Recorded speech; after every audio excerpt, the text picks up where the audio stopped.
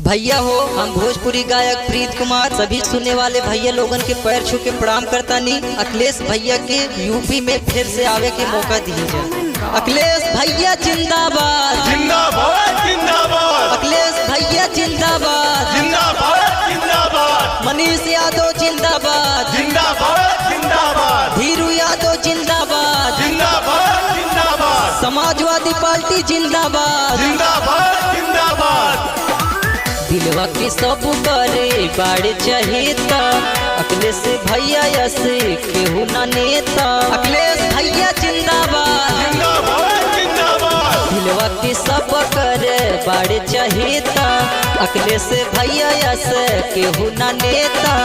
UP के बाड़े भैया सनवा हो और सनवा हो, फिर से भैया के सीएम बना दा इहे बा हमारा रमनवा हो। फिर से भैया के सीएम बना दा इहे बा हमारा रमनवा हो।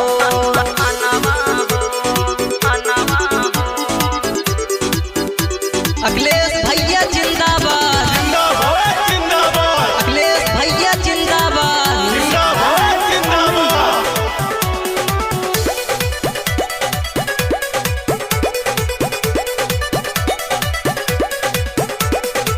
कैले विकास कितना सबके बताई, जाने लगौआ जवरवा समाजवादी पेंशन चालू बा, लोहिया आवासी सबके मिलल बा।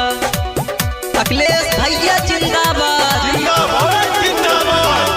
कैले विकास कितना सबके बताई, जाने लगौआ जवरवा समाजवादी पेंशन चालू बा, लोहिया आवासी सबके मिलल बा। कैले पूरा अपन बचनवा हो बचनवा हो, फिर से भैया के सीएम बना दा इहे बा हमारा रमनवा हो। फिर से भैया के सीएम बना दा इहे बा हमारा रमनवा हो।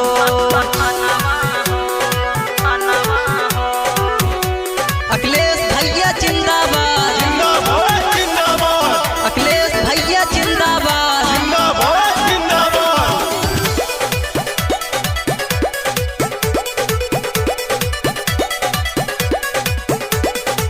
थोड़ी है नयास हो कल विश्वास हो, यूपी के बदली फिर रेखा तू मौका फिर दे के देखाना कि भैया के जीता के देखाना।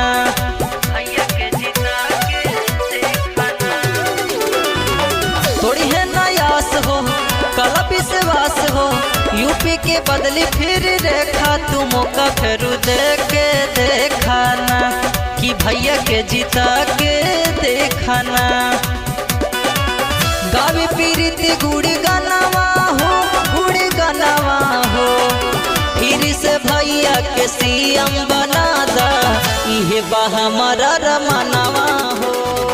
फिर से